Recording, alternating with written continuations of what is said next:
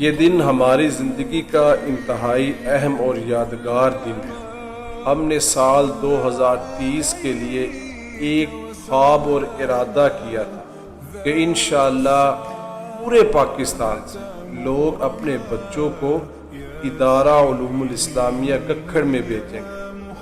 ہم اپنے دوستوں سے کہا کرتے تھے کہ انشاءاللہ 2030 میں یہ ادارہ پورے پاکستان میں اپنی ایک پہچان بنائے، مگر یہ اللہ تعالیٰ کا خاص فضل و کرم ہے کہ وہ خواب اسی سال حقیقت میں بدل گئے۔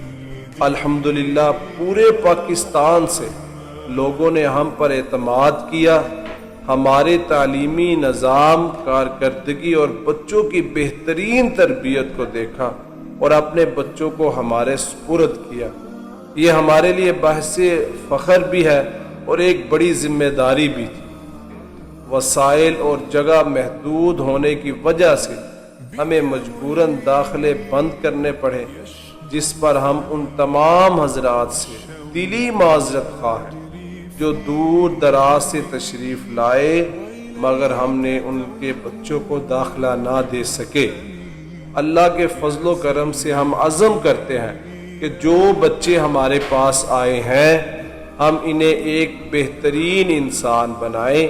الحمدللہ پاکستان کے مختلف شہروں سے چنیوٹ، رحیم یار خان، منڈی بہاولدین، سوات، خیبر، وزیرستان، بہاولپور، لاہور، ککھڑ منڈی، راولپنڈی، پشاور، کوئٹہ، مظفر آباد، آزاد کشمیر، سیالکوٹ، شکرگڑھ اور بہت سے دیگر مقامات سے بچے ہمارے پاس تشریف لائے ہیں۔